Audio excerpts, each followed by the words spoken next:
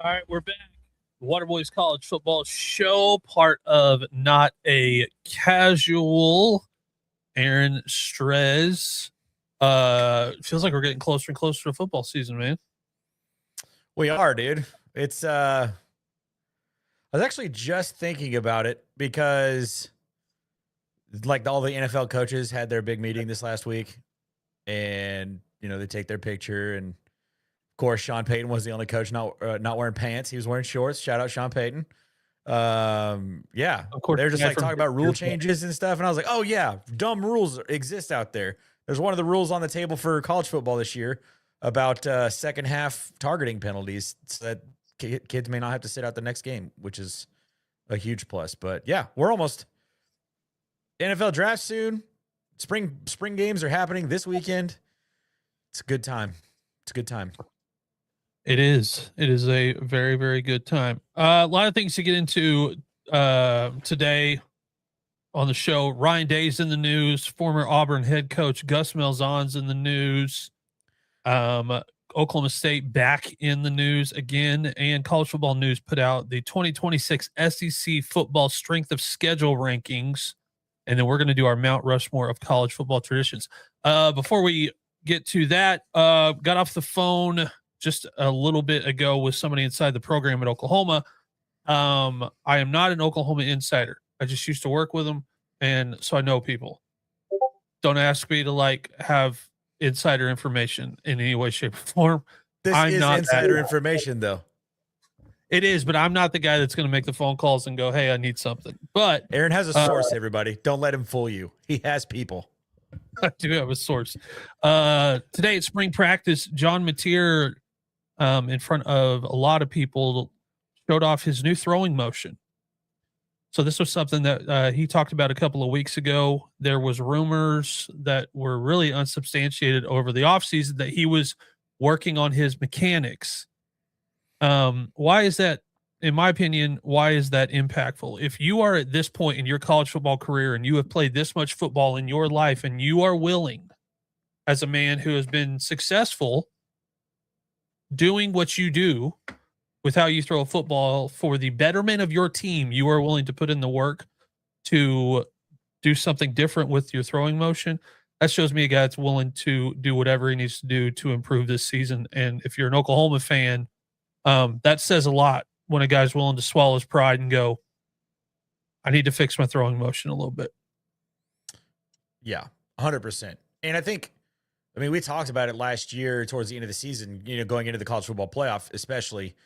John Mateer's got a little bit of that loose cannon gunslinger to him. He will throw the football from literally any angle possible, but his consistent angle was kind of this it wasn't sidearm, but it wasn't three quarters either. It was somewhere out there. And I think this new form that he's going to be using, this new mechanic that he's going to be using is going to, one, help him at the line of scrimmage not get balls batted because he's not the tallest guy. Two, put it in places where his guys can catch it. And three, I think when he's updating his mechanics on this, he might be able to get a little bit more mustard behind it. Yeah, 100%. The other thing coming out of spring practice, it was something that I don't know that it got the love nationally it should have. Jason Witten is coaching tight ends at Oklahoma. That's just it's still crazy to me. I literally we talk about it. We talk about it on the show all the time. We love when former players come back and coach the game. We love it. We're big Coach Prime fans here. Eddie George is coaching football at the college level. There's so many former players that are out there doing it, and the fact that Jason Witten is on the Oklahoma coaching staff, that needs way more attention because it's not like he is on a coaching staff at UC Berkeley, right? Or I'm I don't want to throw Eastern Illinois, right? He is on Oklahoma, a blue blood. Yeah, I mean it's huge for Oklahoma. It's huge for the SEC in general. There's going to be, there's a lot of NFL fans in the SEC that are Cowboys fans because for a lot of them, that's the closest they've got is Cowboys. So that's going to be a big deal for them. They've got Hayden Hansen from Florida that transferred in. Jack Van, I'm not going to try to say his last name because it's horrible. I'm just going to call him Jack Van on this show. He's from Tennessee. And then Rocky Beers from Colorado State. These guys average 6'5" and 260. I told Stretch before we started the show, like, they might be the biggest and most athletic tight end group in the entire country. It is a weird full circle moment because I, without knowing it, watched Rocky Beers run all over New Mexico. Oh yeah, and you did that live show watching who is he? What team was he on? New Mexico State, Nevada, something like that. He was on Colorado State. They were playing New Mexico State. And Steve and I just kept going, whoever this Rocky Beers guy is, this guy's really good. He was like the only standout like wide receiver in the entire game. And he's at Oklahoma. His sister played basketball at Oklahoma. So that should be really good. So we've got a Beers playing football in the SEC, as it should be. It makes sense. And it depends on what type of beers. True. Now, if it's like a Stella Artois, that's giving Pac-12. Yeah, go over to the Pac-12. You got Coors Light. And we're talking some SEC football. Yeah, I listen, if Coors Light doesn't reach out with the mount, we have the beer that the mountains turn blue from Rocky Beers. I don't know how else. I don't know. That NIL deal writes itself. Dang. We need to get a cut of that, by the way. Coors, if you're listening to this, hit us up. Big news today, which it's kind of funny. So Ryan Day apparently went on a Netflix binge on this new documentary about dinosaurs, which it's popped up on my Netflix several times. I've not watched it. I've heard it's really interesting. I'm like, I was never really a big dinosaur kid. I loved The Land Before Time when I was little, but I never really was a dinosaur kid. But I might give this one a watch. If my head coach watched it, I might as well watch it myself.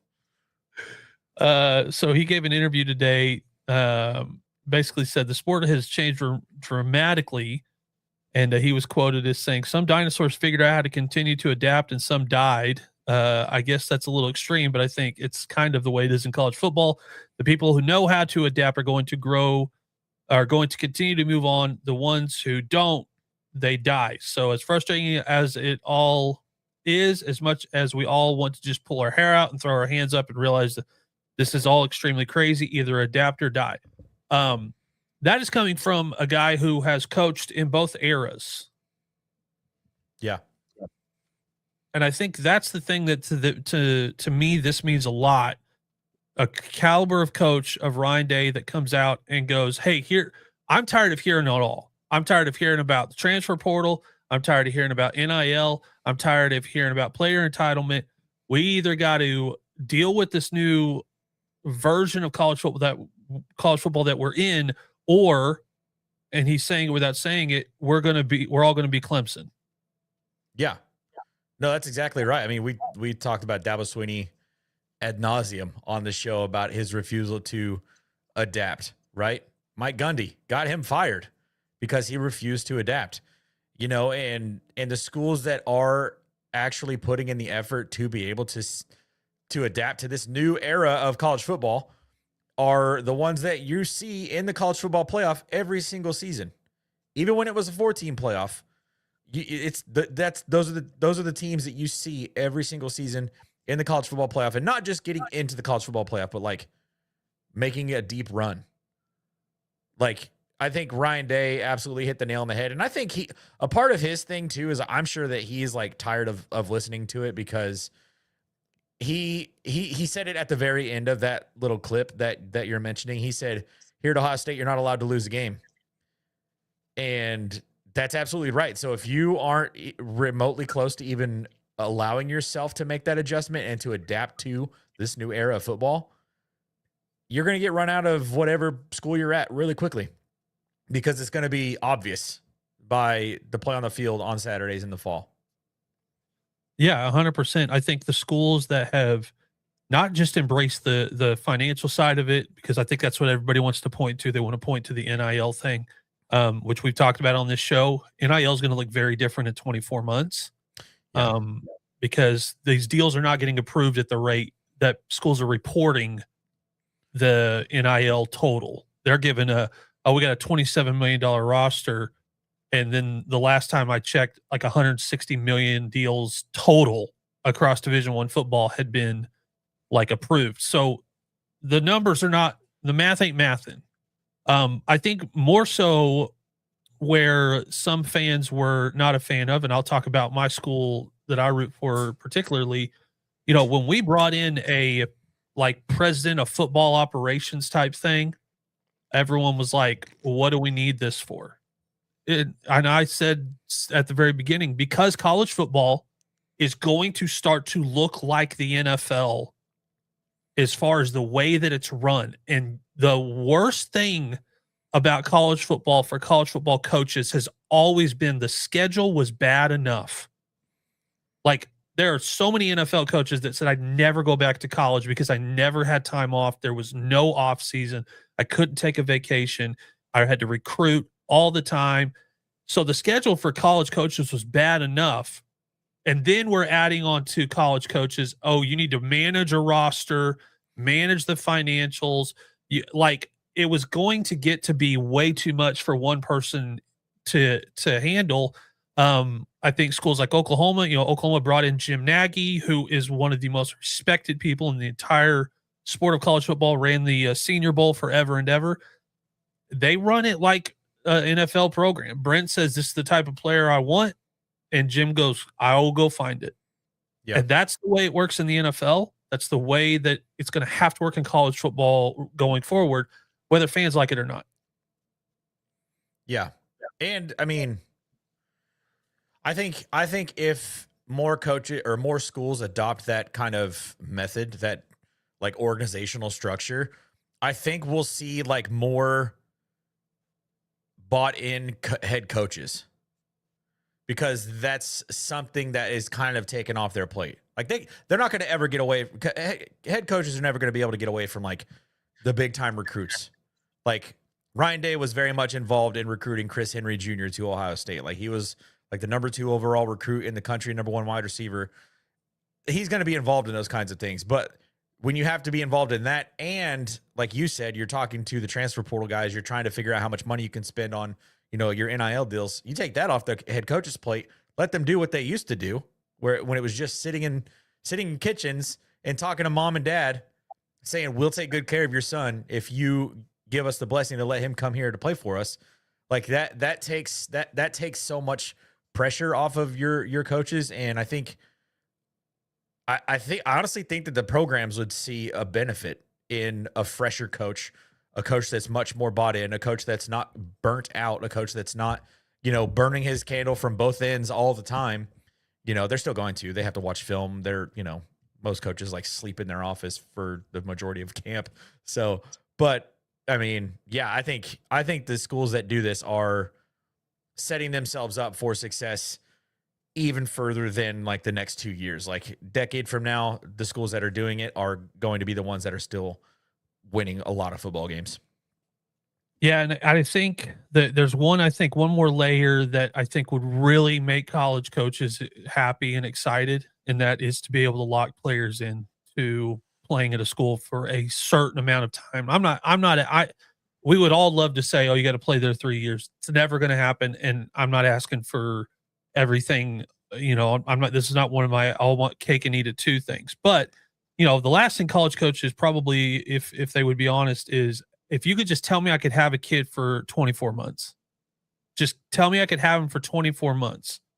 Then college coaches, not only do they now they don't have to deal with the money side. So that's like NFL coaches, they don't deal with contracts. They don't have to deal with contracts. So they can coach a kid hard. They can coach a vet hard. They're not dealing with the money side. That doesn't mean anything to them. And then they don't deal with the contract part. Yeah. Like, hey, you're here for 3 years, or you're here for 2 years, or you signed a big 10-year deal. Hey, it's all the same to me. I'm here to win football games. So, I think coaches like Ryan Day leading the charge of getting out there and saying, hey, we're all adapting. Everybody just get on board, because it ain't changing. Yeah. Yeah. You got to get on board, or you're going to get left behind. And we don't want to go back to the old way, by the way. Just so everybody's clear, we on this show do not want college football to go back to the way it was. And if you are watching this clip or this show and you want it to go back to where kids aren't paid and that all they get's their scholarship and that ought to be enough for them and they ought to be playing for the love of it, like, turn us off, because we are not the show for you. Like, kids were getting absolutely railroaded by the sport. I'm not even gonna blame the school. I'm blaming the sport. The TV deals were made on the back of unpaid labor. Yeah. I mean, how much revenue was juiced out of Tim Tebow? How much revenue was juiced out of Cam Newton? How much revenue was juiced out of Adrian Peterson? Right? Like Reggie Bush. Well, I mean, I guess that's a different a little bit of a different conversation there, but I mean, even still, like, it wasn't. There were so many high profile college football players for so long that the NCAA as an entire entity was profiting so much off of these guys, and now they're getting just a little itty bitty tiny cut of what the overall grand scheme of college football makes. And we're just asking for it to make more sense. We had this conversation offline last week. Maybe be a little bit more transparent about what you're making, what you're paying your players. Like there's ways that we think that it can be better, but we're not saying take it away. We don't want that at all. No. College Football Playoff Committee. Apparently, there's some shakeup in the College Football Playoff Committee. This isn't the only name that's been added to the CFP committee. From what I could gather, these guys only new committees basically turned over every 3 years. Former Auburn head coach Gus Malzahn is going to join the CFP committee. He retired from coaching in 2025. There's a lot of stuff, talking about would he do media, Florida, his name came up. Arkansas, his name came up, but apparently he's going to join. Cal head coach Jeff Tedford and Louisiana athletic director Brian Maggard on the committee. Arkansas athletic director Hunter Urich will return as the chairman of the group. The new members will serve on the committee for the next 3 years, so Malzahn will have a say in who will compete for college football's biggest prize over the next 3 seasons. Only thing that I'm not a huge... I don't have an answer for how the playoff committee should be constructed. I don't. I think making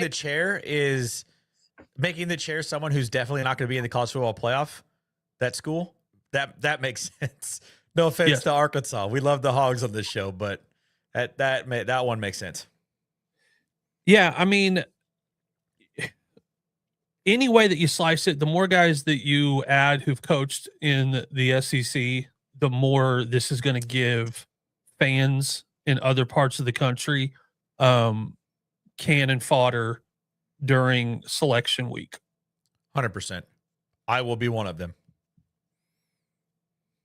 And should be. I mean, if you're a Big 12 school, you're a Big 10 school, you're an ACC school, you're a Pac-12 school. When somebody on the bubble that's from your conference doesn't get picked up, this is, I don't know that I don't. The chair, I understand that part. Would we be better off just not announcing who's on the college football playoff committee? That's a good question. I say no. I think we should know who's making those decisions, and we should know how they voted. That I agree with. That I agree with. I think that's been my complaint a lot of times with like Baseball Hall of Fame, MVP voting in the NFL and the NBA has always been. I know there's a whole bunch of people on it. I just want to know how they voted. Yeah. Yeah. Like who was the guy that voted for Justin Herbert to win the MVP this season? There's one guy.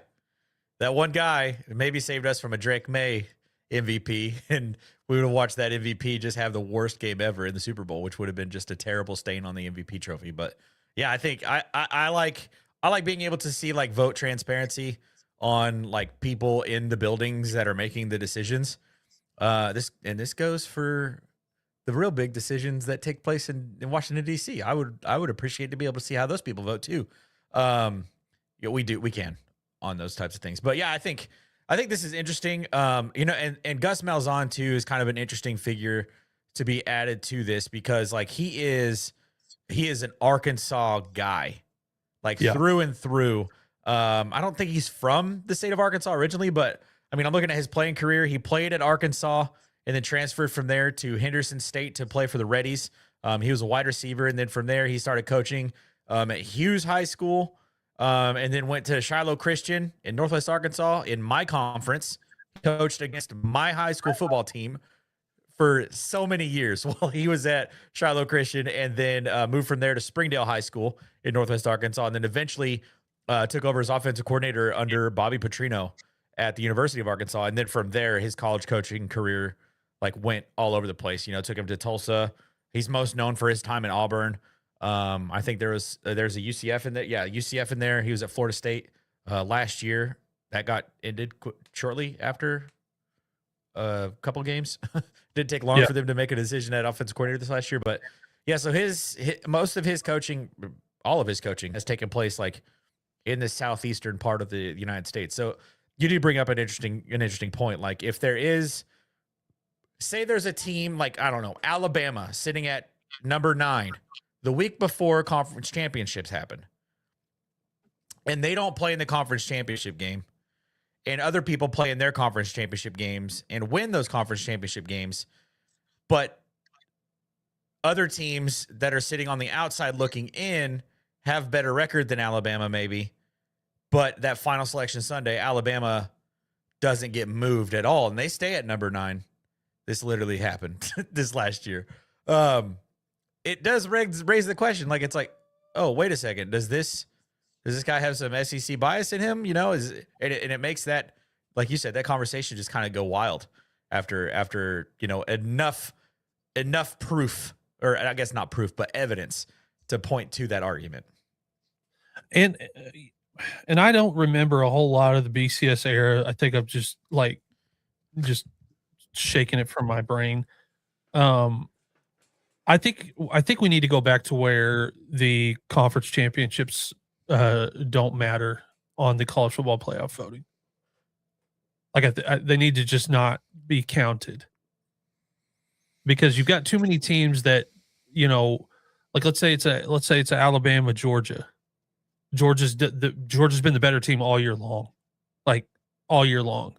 Alabama does what Alabama has done to them in years past, and they beat them in the conference championship. Well, now Alabama's getting the benefit of not having as good a season, but beating Georgia in the conference championship, and now it's hurting Georgia's, seeding. Well, let's say Ole Miss is on the outside. They're the third best team in the SEC, or it's LSU. They're not playing in their conference title. Like, it just doesn't. There's too many good teams that are not going to play for their conference championship. Yeah. And then you're going to have teams that are going to win the conference championship because anybody can beat anybody in college football on any given day, and they're going to get the benefit of it. I think you take out the benefit. I think you take out the detriment and just say conference championships are not taken into account. Or you weight it differently, and it means more because you played an extra game. And even if you lose, you still get more points than the team who sat at home that week. So for that specific type of example, right? Like you mentioned, Alabama, Georgia, like an SEC championship game like that. Sometimes those types of things they give you a better understanding of actually who actually might be the best team at this point in time, because it's really about who's peaking at the right time and when you get to the college football playoff. And then from there, can you go on a 4-3 game streak of playing the best teams in the country and win all those games? But if you're going to have to play that extra game, because if it doesn't matter for college football playoff rankings, then coaches are going to sit guys.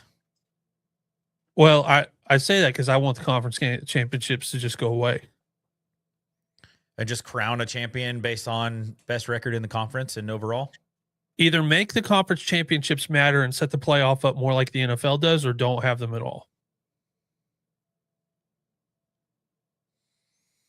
I need to think about this one a little bit more. I feel like there's something there though. I think you're right. I think there was a point in time where some conferences had conference championship games and other conferences didn't have conference championship games. So there was that point in history not that long ago. Did it for because when the Big 12 ballooned and then shrunk to less than 12 teams, and then they went, and that was the last few years Oklahoma and Texas were there before they started adding teams. Their whole thing was everyone plays everybody. The team with the best record is the Big 12 champ. We're still going to have a Big 12 championship game, but you are the regular season Big 12 champ, and then you're going to play in the Big 12 championship game. Now, why they still played the Big 12 championship game never really made any sense to anybody. Yeah. But it was cool that they were the one conference where it said, everyone plays everybody in our league. Everybody. Yeah. Well, these conferences have gotten so big now that can't happen. Right. That's what I'm saying. If you're going to keep them, make it more like the NFL. Like best overall record in the conference wins the conference. Yeah, and if you're going to if you're going to take the best top two teams, then have them play, and then the two other teams in that conference, they're going to play for a wild card spot, and every conference only gets so many teams. That'd be 4 auto bids, I guess. No, that wouldn't work. Well, we don't have enough conferences to do it like 2 and 2, but yeah, you're going to have somebody you're going to have somebody that's going to be playing some sort of game to get in. Yeah. I don't know why it's so freaking difficult to think about. I mean, I love the wild card games in the NFL. Those are the most fun games in the entire playoff. Easily probably the funnest weekend of the postseason. That and conference championships. Those are the two best games. And then obviously the spectacle of the Super Bowl. That goes without saying, but yeah. But what do I know? All right. College football. Who was it that posted this? I can't remember who posted this, but Oklahoma State is being picked by a lot of media outlets to be the most likely to improve program in 2026.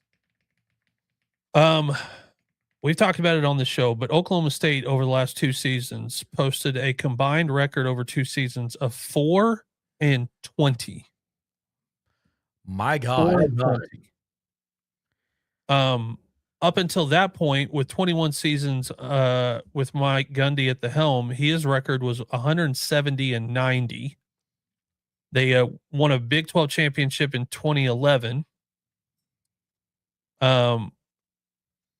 Eric Morris, 22-16 record at North Texas, but his last year at North Texas, he went 11-2 and narrowly missed the college football playoff. It would have been good to see him in there, but they would have gotten lit up. Oh yeah, it would have been just like the other 2 schools that, you'd like to see him in there, but we all knew what was going to happen. Just because we know it's going to happen doesn't mean we don't think that they should get to play it. Oh, I do. By the way. I'm the same way in the NCAA tournament. Whenever he's like, Miami of Ohio, they made everybody a believer. It's like, nah, I don't think I should have been there to start with. You don't play anybody, but football's a little bit different. Yeah. I don't want to go way out on a limb here. I think halfway through the season, we're going to start having serious conversations about Oklahoma State winning a Big 12 championship. I'm right there with you. I was big on Drew Messamaker. I had some weird questions about him at the beginning of the season last year because I'm like, this guy didn't start a game in high school. Yeah. But he was recruited by Eric Morris, who was involved in recruiting Patrick Mahomes. So there are some things where it's just like, okay, maybe some people are better at recognizing quarterback talent than I am. And I think Eric Morris is obviously one of those guys. And then he came out and just lit the world on fire last season. And I understand he was playing at North Texas, wasn't playing, he wasn't playing against the teams that he will be playing this year at Oklahoma State. But I still think his brand of football translates. I think Drew Mestemaker's, he's big. He's got a quarterback body, and he can freaking sling it, dude. Like, when you talk about a quarterback that when someone looks at you and they're talking about a quarterback and they're like, this kid can spin it. Drew Mestemaker can spin it. Like, it is unbelievable just watching him throw the football. But yeah, I think that, with a renewed sense of like urgency in Stillwater, that like, I think all of those things together, they're out from underneath the oppressive thumb of the Mike Gundy regime. Like, that regime has finally fallen. Like, they feel liberated from all of that. And now, they have this new young gun that's coming in that was kind of a big name on a lot of coaching carousel or coaching hiring spots. Couple that with a quarterback that was getting like national attention by the second half of the season. It could be a big year for the Cowboys. And I honestly think that it will. I talked about it two episodes ago, I think. I said that Drew Mestemaker was like my dark horse for making it to New York City for the Heisman this year. So we'll see. I mean, this was Sports Illustrated who put this out. So if Sports Illustrated's thinking that, might be some validity to it. And, we've talked about it the last couple of seasons. The Big 12 is wide open for somebody to come in and be the blue blood of that conference. Yeah. Arizona State had a really good season 2 seasons ago. BYU's played really, really well, but Utah's had some good years. Yeah, but that conference really good last year. Texas Tech probably was the best last year, but that conference, I would say, I would say you take OU Texas out of it. Even the last couple of years they were there. That the Big 12 has just been a like war of attrition conference. Yeah, I think TCU probably has been the most consistent. Yeah, of all of the remaining schools, like Baylor had some years, Utah's had some years, BYU's had more recently than anything. But I think TCU's probably been the most consistent out of everybody. But this last year was a weird down year for them. It felt like their quarterback's not even there anymore. So it's just it is interesting, and I think this could be a huge opportunity for Oklahoma State to stake their claim. Like, Oklahoma State should be the school that when Texas and Oklahoma leave, like, it should be Oklahoma State. Yes. That like takes control of the Big 12. Like, it's the only thing that makes sense. Yeah, so. and they had years in the past that showed that they could get to a peak. They winning a Big 12 championship in 2011. You're like, well, that big deal. That's in a conference that they won a Big 12 championship in 2011 during a time period where Oklahoma dominated that conference like no school has ever dominated a conference in the history of college football. It was like a foregone conclusion every year for 20 years. Yeah. Oklahoma will win the Big 12 championship. They do every year.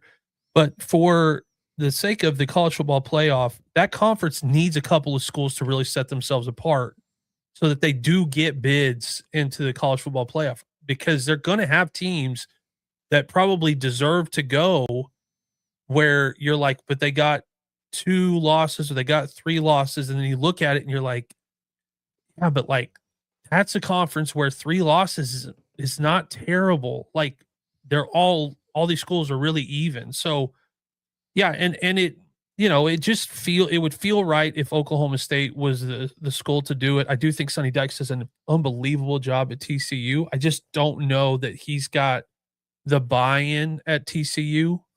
From a financial standpoint, I could be completely off. There's more money in Texas than anywhere else in America, so maybe, yeah, but it's not a big program, small stadium. They're not. It's not a huge program, and Oklahoma very State, expensive school. Yeah, that's a huge part of it. It's like people are like, why don't they have bigger facilities? I don't know that. Like, Because it costs $70,000 a year to go there. That's why. Like they like academics probably a little bit more than some of those other schools. But yeah, I would definitely agree with Sports Illustrated to look out for the Cowboys. 2026 College Football News put out their 2026 strength of schedule rankings for the SEC conference. And man, one school for the third year in a row is getting screwed over. Another school is finally having to play a tough schedule, and then God bless them, in a complete rebuild year, Arkansas. Dang. My gosh. We talked about this not that long ago. The schedule that Arkansas has to freaking play this year is just, it's crazy. I will say, I do think it points it out. Well, how's it ranking this here? It gives it like a total combined score, and then it ranks their matchups, right? Yeah. So it's got their best their hardest matchup is against Texas, and then Georgia's next, and then LSU's after that, and then A&M's after that. And then God bless them, their out of conference game that they probably scheduled 5 years ago just happens to be Utah. And they're catching Utah. On like a 2-year run of like, they're a good football team. Yeah. But I will say this. I do think that they're maybe overestimating Tennessee a little bit, maybe even overestimating Mizzou a little bit.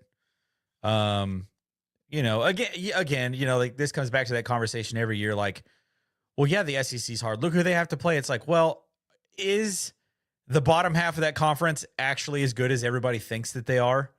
Because I don't think so. But just looking at their, the top 5 toughest games on their schedule. I mean, top 6.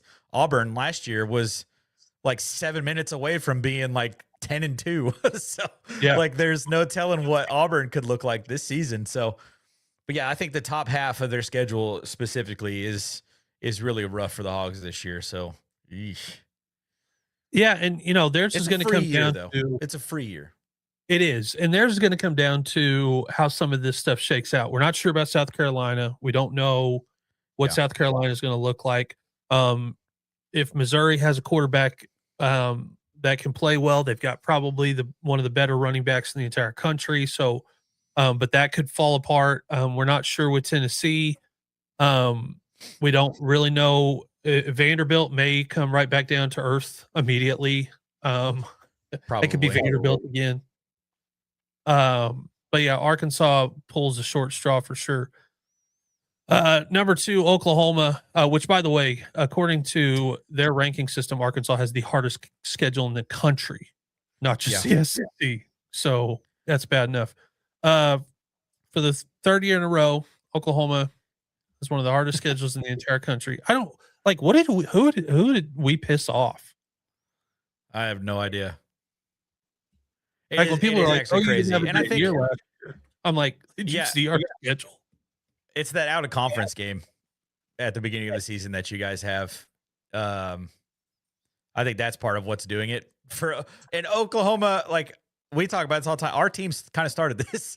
Like, it's kind of our own team's fault for having these like really difficult out of conference games, that aren't necessarily games that you look forward to. Like, you're excited about like the pageantry around, like, Michigan at Oklahoma last year is like, when has that ever happened? You know what I mean? And for Michigan fans yes. And for Michigan fans to have to, come into that stadium. I mean, obviously they play in the big house, but it's big. There's a lot of people there, but it's not quite as loud. So I think part of that is, a part of why their schedule has felt the way that it's felt, because they don't really get like a reprieve, before conference play starts. And it doesn't get any easier this year. You're at Georgia, at Michigan. Both of those take place in September. Really? Yikes. And then you got Texas, second Saturday of October. So I think that'll be an even better game this year than it was last year. It almost feels like it's going to be a straight up rematch. Like, head to head. I mean, definitely at quarterback. Like we get Arch Manning versus John Mateer Part 2, which is actually kind of a cool thing. Yeah, and they've got Florida on their ranking system as the 5th toughest game they've got. We don't know with Florida. I mean, they got a new coach. Who knows? I would expect Ole Miss and Texas A&M to both be as good, if maybe not better in spots than they were last year. Texas A&M has got a quarterback that's either going to light the world on fire or not be good. Yeah, and Trinidad Chambliss looks like he actually gets to play. Yeah. But so I'll be excited when those weekends where we play Kentucky, New Mexico, and UTEP. Just to make myself feel good though, Texas does have a tough schedule this year. Thank God. Which because they've gotten off way too easy the last few years. And their top 4 teams on this ranking in Ohio State, LSU, Texas A&M, and Oklahoma. If it shakes out the way that a lot of people are saying it shakes out, that might be the 4 toughest games that anybody in the SEC is going to play. Like that is a gauntlet. Very well could. You wonder how Texas is going to match up against those 4 schools. And those games are relatively spread out, right? Like that Ohio State game is week 2 this year. They're not opening up that game that week, thank God. Because that one is in Austin this year. But then that game at LSU is November 14th. The A&M game is the Thanksgiving weekend. And then the OU game is 10th of October. So there's some time between those games where they can actually play less like not subpar teams, but like less competitive teams, like your Floridas, your Mississippi States, your Arkansas. So that's actually a good sign for them. Yeah. And they've got, some bottom feeders are going to play, they're going to play Arkansas, UTSA, Texas State, which is not going to be good. We'll skip all the way down to the bottom just because I'm interested to see who has the easiest schedule in the entire thing. Well, for them, it's Vanderbilt, so let's not count that. Vanderbilt, I think, just might be terrible this year. I don't know how they replace what they're losing. I don't think they were that good last year. No. Auburn, this could be a really interesting, good year for Auburn. I'm a huge Alex Golesh fan. I think we fell victim to the hype train that he was going to Arkansas. We were so excited. We did. We actually posted a video about it, and it was like people comment on it like, you guys are wrong. And I'm like, what? Dang, we were wrong. We got fooled by the rumors. We did. USF's Alex Golesh, I think he's a really good coach. They have got a tough schedule for sure, but they've got a lot of winnable games at home this year that really helps them this year. So they're going to play LSU at home. They're going to play Florida at home.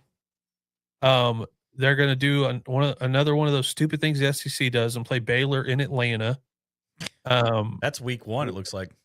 Yeah, there's probably another SEC school that's playing in Atlanta. They usually try to do 2 games in Atlanta. So they're going to play a lot. They're going to play some of their tougher games.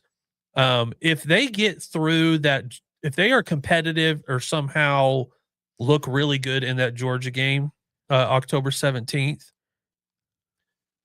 they got a really good year. Do you see those dates though? They go at Georgia, LSU at home, at Ole Miss, back to back to back. Yeah. I don't know how. I'm looking at the top 4 teams on theirs. I don't know how this is the easiest or second easiest schedule in the SEC. I feel like it's because of how bad Samford and Southern Mississippi are. But like when you look at the top, like Georgia, Bama, LSU, and Ole Miss, like those are 4 teams that might be in the college football playoff this season. Yeah, I mean, their out of conference is pretty bad. Mississippi State, now they could lose a shootout to Mississippi State. I'm not saying that couldn't happen, but who thought we'd ever say Stewart shootout in Mississippi State in the same sentence? I mean, listen, if Jeff Lebby has another year like he had last year, and his name doesn't start coming up for coaching stuff, I'm gonna get on the hype. I'll be the get Lebby a job he can win at. Yeah. But yeah, so it's going to be an interesting year for the SEC. I think there's some question marks. Obviously, there's question marks at Ole Miss. We don't know what LSU is going to look like. We don't know what Florida is going to look like. We're not sure about Missouri. There's going to be a lot of question marks. I have a feeling though, because I think some of these schools at the SEC made just great coaching hires, like just a perfect coaching hire. I would not be shocked if by week 5 we're going, dude, this conference is whoever makes it out of this conference is going to be one of the better SEC teams in a long time. Because you've got so much riding on Texas, everyone wanting to already crown them the SEC champs. I think there are going to be schools like Georgia that are going to take that incredibly personal. And it's probably not going to go well if Texas has to match up against them in the SEC championship. And I'll be excited to see what Summerall does at Florida. So, all right. Before we get out of here, we're going to do our Mount Rushmore of the best college football traditions. And winning is not a tradition. So some schools it is. Hey, the schools we root for, winning is a tradition. It's our best tradition. I think that was somebody asked Barry that one time. It was like, what's your favorite tradition at Oklahoma? He's like, winning.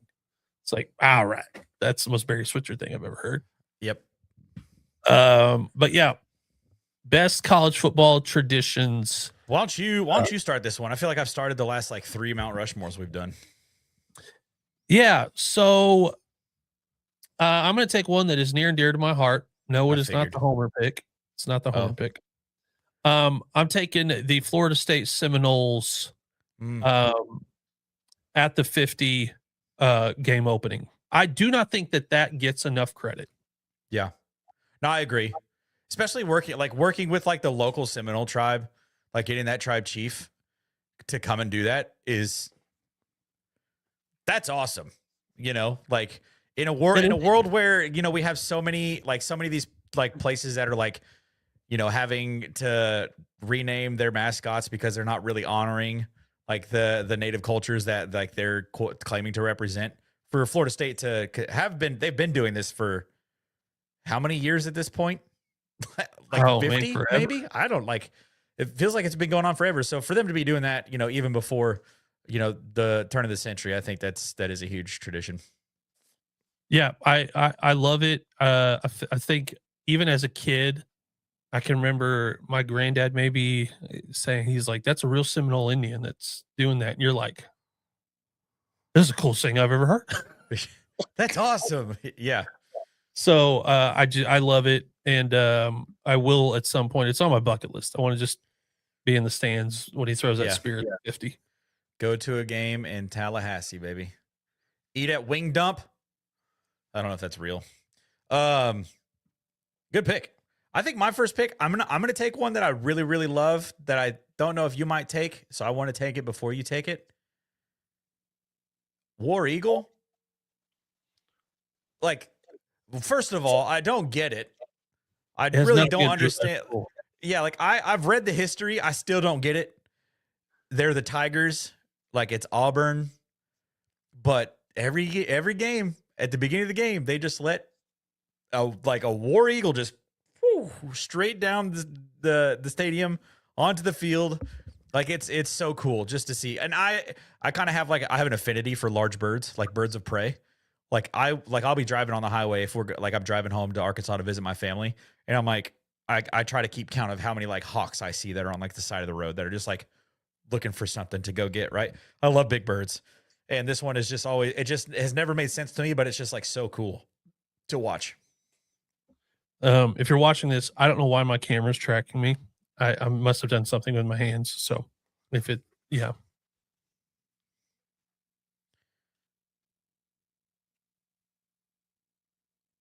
Nope. No. Okay. At number 2, I am going to take the homer pick because I think it is the most underrated tradition in college football. Until you have been to the Palace on the Prairie, Memorial Stadium, and watched a real life covered wagon pulled by horses run out onto a field. Nothing about it makes any sense. But when even the tons of games that I've been to, every time, the first time it happens in the game, I still go, this is the most wild thing I've ever seen in my life. I think it's only ever flipped over twice. So for those of you in the comments are like, except for when it crashes, hey, I think it's only ever happened twice, first of all. And as many times as that thing used to have to run out onto the field during the Lincoln Riley era, the fact it didn't flip over more is Do wild. they still do it every touchdown?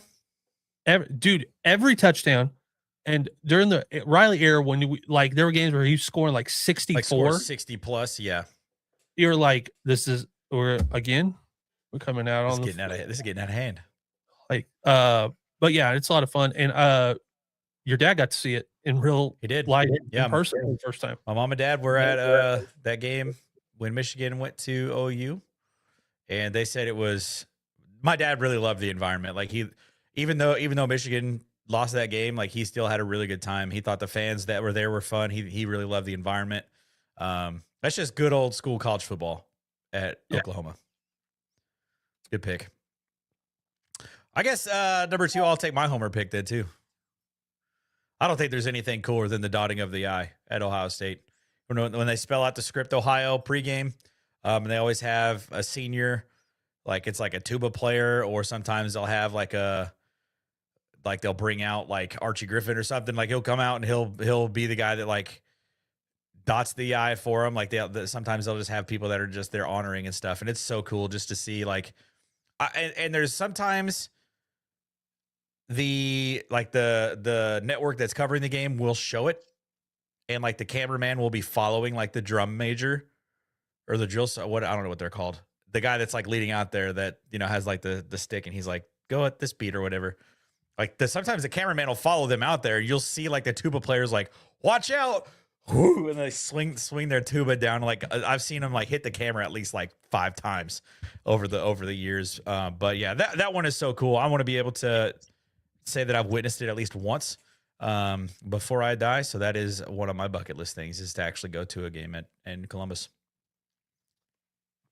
For my third pick, I'm a big fan of college football traditions that happen at schools that don't have a whole bunch of winning tradition. And so I'm going to take Wisconsin's jump around. There are people that just go to Wisconsin football games. It's on their bucket list of like things just for that. And so you have a really cool tradition when that is the most famous thing about your entire college football team is the pregame jump around. So love that one. For my third pick, I got to go out to Virginia Tech. Enter Sandman is electric. That is it.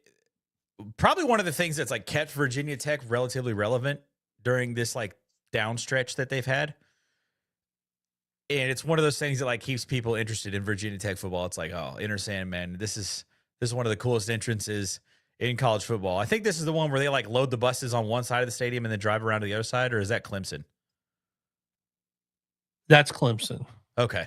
But the way Virginia Tech does this though is just like, it's electric. Like they get the fans are ready to go. They have like a full on lighting production that takes place for this.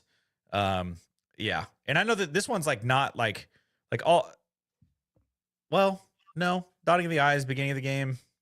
War Eagle, yeah, I guess most of the ones that we've mentioned are at the beginning of the game. Jump around is like a fourth quarter thing. But yeah, Enter Sandman is just such a cool way for your team to enter into a stadium. And I think football teams should have sweet entrance songs. I went to a Bentonville high school game one time when I was a kid. When I say when I was a kid, I was like in high school, but we were like out of the playoffs, and Bentonville's still in. And guys I played baseball with was the starting quarterback for Bentonville. So we went to a game and watched them, and they came out to like an Avenged Sevenfold song, Nightmare. I'm like, this is friggin' cool. They're like coming out of like their indoor practice facility, and like it's got these garage doors that like roll up and then just like dry ice smoke comes out. It's kind of the same thing with Enter Sandman. Like I think teams need like really cool, like sweet music to come out to that'll get everybody pumped. It makes me feel a little old because I used to think, like, isn't this cool? It's like a newer tradition. And then I like Googled it. I'm like, oh no, they've been doing this for like 30 years. Yeah, how old's the song? 1987, probably. I don't know, something like that. It's old. So They need to get Metallica to like play it live. they've done it. Have they? That's cool. And then Metallica did a concert. Yeah, they haven't done it at a game, but Metallica did a concert for the very first time in the football stadium, and they played that, and everybody, jumped up and down like they would. And that's cool. I remember looking at that thinking, boy, that's a full circle moment. For my last one, I'm going to pick one that's just kind of near and dear to my heart. I have never seen this version of it, but I did see it part of this tradition when Oklahoma played Army. At the end of the game, Army went over to its student section and sang its alma mater. I bawled like a baby. I don't know why. Like, I could not control my emotions. But the Army Navy singing alma maters tradition, if you're watching this, you don't know what that is. Both teams sing each other's alma mater with the losing team singing first. And I think, to me, why that thing means so much is it's the only game, and I think all service schools is probably this way, but specifically Army Navy, because it's such a historic game. It's a game that, to anybody else that would play in a college football game of that magnitude, that would be the highlight of their life. It is the least important thing that the guys involved in that game will do for the rest of their life. Like, it is not the most important thing they will ever do. Whereas if you're a player, you played Oklahoma, Texas, that is like that might be the greatest thing that you will ever do in your entire career. Yeah. These guys, not the most important thing they're going to do with their life. And I love how respectful they are. I've seen in person what happens when a service school player gets in trouble. It's the most scary thing I've ever seen, Stress. Oh, I'm sure they get after you. I was raised by a military guy. I'm sure. I'm sure it's scary. They were so polite. They left the visitor locker room in Oklahoma cleaner than they found it. Like, they actually clean, like they bring cleaning supplies and clean their. It's wild. That doesn't surprise me at all. An Army guy got an unsportsmanlike penalty, and I was like, oh well, I want to see how they're going to handle this. He walked off the field towards the end of the bench. Coaches didn't say anything to him, nothing. Some guy standing in full uniform with bars about this thick up his jacket. And that guy and him walked into the tunnel. I don't know what happened. Did he ever come back? That guy didn't come back out. He's dead now. Like, oh, so if you get unsportsmanlike, you're not worried about the coaches yelling at you. You're worried about your commanding officer that's down on the sideline. Yeah. Yeah, it's probably one of those things, like, if you can't keep your head on straight during a friggin' football game, I can't have you in the battlefield. Granted, none of these guys are going to be like frontline anyways, but still, like, it's an important thing. I feel like just in general, the Army Navy game, just the whole thing, like, that could be the tradition, just like start to finish. It's awesome.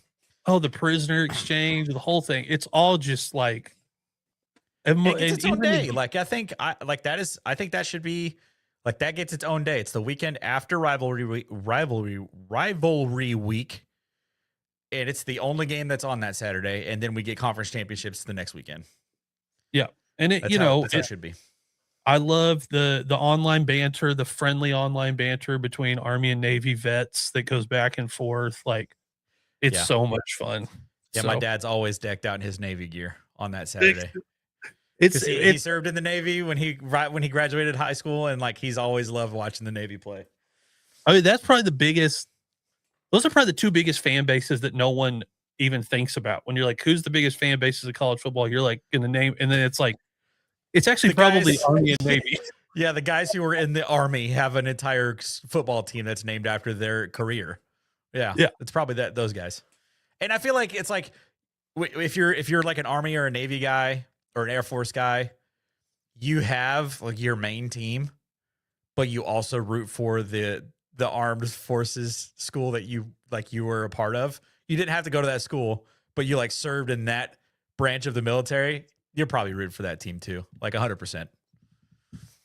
There was a lot of camo because when the Army came to play Oklahoma, it was our, college football does that unofficial salute to service stuff that they don't make a weekend out of it. All the OU, they all wore their salute to service stuff, and I was like, this is probably a good idea. This probably helped a lot of Oklahoma graduates that were going to be a little torn. They were like, oh, it's for camo OU stuff. Yeah. Cool. It'll have the OU logo on it, but it'll be camouflage. Yeah, those games are always in November too, which is nice. Like that's the Veterans Appreciation Month, Military Appreciation Month, all that stuff. Good pick. I think my last pick, I'm gonna go with Ralphie at Colorado. Talk about wild. Just the craziest thing that has probably ever happened on a college football field. A literal bison is running down the field with 4 people hanging on to ropes for dear life, trying to keep up with this wild animal. And they're running in a full circle. It's one of a kind thing. I would love to go to a game in Boulder just to experience that. It's the one thing I'm jealous of Brittany. She's seen it in real life. Oh, that's so cool. And of all the things, that's the one thing that I'm so jealous. She probably went when Colorado wasn't any good. I wouldn't have cared. Like, yeah. The fact, and and I love that was it 2 years ago that they were like, we're gonna have to replace Ralphie because this Ralphie doesn't want to run. Old and went like 10 yards. Was like, I'm done. I'm turning around. It's so. And then this new Ralphie last year, that first Saturday, I was like, oh my God, I think Ralphie just ran like a 3.740. He was moving. I felt bad for the Wranglers having to do it. Some honorable mentions that didn't make our list, so they're probably going to make people mad. We don't hate children. We love the Hawkeye wave. We love the Iowa Hawkeyes wave. Yeah, we don't dislike children. We do love that tradition. It is very, very cool. The Penn State whiteout. I don't dislike the whiteout, but I feel the same way about Penn State's whiteout, the same way I feel about Oklahoma's whiteout. Somewhere along the line, it got to be we have to do this thing, and now sometimes it's at a game that doesn't matter. Yeah, it's overrated. Like Penn State, they'll pull the whiteout out when it's like Ohio State late in the season, and both teams are like 7-0. Yeah, it's like that's when the whiteout happens. But for the most part, the whiteout is such an overrated thing. My honorable mention: Tusk at the University of Arkansas, getting like taken around the stadium in that trailer, and the cheerleaders are held, like the whole stadium's calling the Hogs. I mean, we're talking about a giant actual wild boar, razorback. And when I say giant, I mean like, oh, it's huge, humongous. Like Tusk is humongous. And he's like just chilling in this trailer with glass walls on it, and gets taken around the entire field. And they call the Hogs. That one's a lot of fun. The only one that and I know it's not a college football tradition anymore because they don't bring it to the field, but the fact that I got to go to Baton Rouge for the first time last year, and actually see Mike the Tiger, which is in a zoo enclosure across, like literally 75 feet from the stadium. That was the first time I went, football might mean more at LSU than I think it does. Like, not a lot going on in Baton Rouge, Louisiana. The wildest thing ever. And they were like, well, what school? I was like, oh, I'm an Oklahoma fan. They're like, you guys have the schooner. I was like, yeah, but you have a thing that could eat people on stage. The schooner's not a wild tiger. Yeah, like there's a thing here that if it got out, what would you do? So I really do like that one. Michigan's Mr. Brightside's overrated. I'm sorry. It's a dumb tradition. That song's not that old. Nope. Overrated. I don't know why they do it. I think Me they either. they wanted to have something, and that's the thing that they did. Let us know in the comments, what is your favorite college football tradition, and if you think our lists suck, more power to you. You can do that. Next week on the show, we're going to break down Big Ten strength of schedule rankings. We'll also do another Mount Rushmore. We will have spring games starting here very, very quickly, and some Quite a schools few are have put happening. out. Nebraska's they got a quarterback maybe. And there are schools that are talking about, hey, we're going to go out there and play a football game. So Yeah. that, could be really, really fun. So we'll talk some spring football stuff. If you haven't yet, make sure if you're not following us that you do on either Facebook, YouTube, or Twitch. It would mean the most to us if you would subscribe to us. We will be doing these during the college football season every Tuesday, but also on Saturday mornings, we do a Waterboys college football pregame show that we have a ton of fun with, that we help you kick off your Saturday. And then we will be announcing our schedule of watch-alongs and things that we're going to do during the season. That'll be coming out here in just a few weeks. So for myself and Strez, have a fantastic rest of your week. And Boomer Sooner. God bless Bo Nix.